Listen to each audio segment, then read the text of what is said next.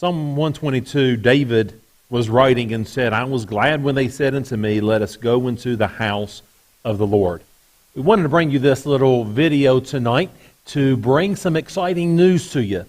Something that we've been looking for and anticipating for quite some time, and that is that this coming Sunday, we are going to be having live in-person church services during our 11 o'clock service. We will not be having Sunday school, and we will not be having our Sunday evening service. Probably won't be having them for a little while. But at least we can get going again with our Sunday morning worship service this coming Sunday at 11 o'clock. Now, we want to give you a couple guidelines that we need to pay attention to in order to keep everybody as safe as possible. A couple of things. I know we haven't seen each other in some time. And a lot of us are looking forward to gathering back together, seeing people that we've not been able to see for a while. Our first instinct is to go up and hug someone's neck, shake their hand, but we are asking that we refrain from this for the time being, and we are not going to be having times to shake hands, hug, and all of that.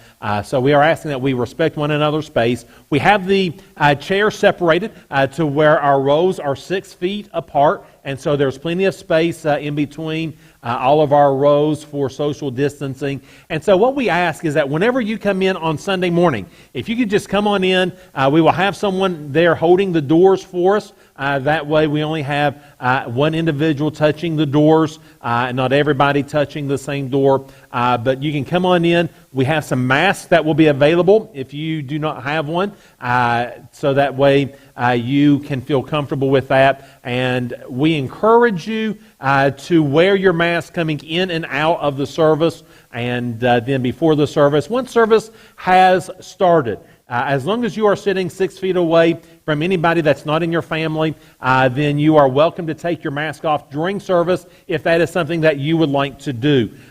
We are asking that you sit together with your families, and again, if you sit on the same row as someone that is not part of your family, then we are asking that you leave at least 2 seats open between you to help to create some space as well. So we want to make sure we are doing everything that we can to keep everybody as safe as possible. We also ask that whenever you come in, if you could keep your kids with you, we would greatly appreciate it. I know our kids are going to be excited to see each other, to gather around, to hug one another. And most of our kids are so comfortable when they come to church. They immediately come in, they go to their places, they go to their classrooms, they run around, they play around with their friends before service and after service. We're asking that you keep your kids with you. We will not be having any kids services right away. We don't know when we will be able to start having the kids services again, be offering those classes. We will, however, have our nursery open and available for you as a family. If you are bringing a child that needs access to the nursery, whether you need to go back, feed your child, whether you need to go back, change your child's diaper, it will be open for you as the primary caregiver to be able to go back and to take care of your child in the nursery, but we will not be having one of our church members there for you to drop off your child and come back out into service. Also, we will be having hand sanitizers throughout the church facility for you to be able to use at your convenience. We will also be asking that whenever you come in, that you just come on in to your seat after service, that you go on out to the parking lot. We're asking that nobody congregate there in the foyer. I know we like to stand around and talk. If you'd like to stand around and talk to people after service, please do so outside in the open air in the parking lot and not in the foyer. Again, I know these are things that make it a little bit difficult. It's not what we like, not what we are accustomed to, but for the time being, these are necessary steps that we have to take in order so that we can continue having services, and our prayer is that there's no resurgence to where we have to cancel our services again and go back to just online services. do want to mention a couple other things. We will not be having our vans running during this time.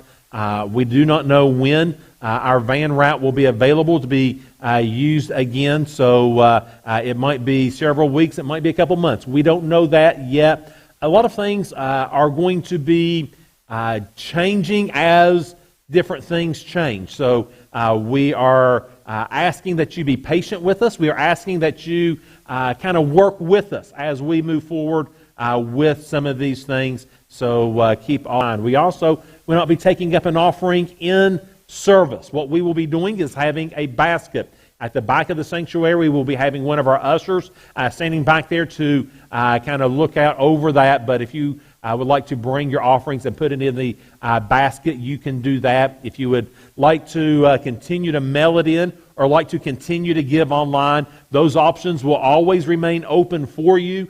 We want this to be something that you feel comfortable with. As far as our services are concerned, we are asking that we be considerate of one another. There are individuals that are still very nervous about COVID-19, and we want to be very compassionate towards them.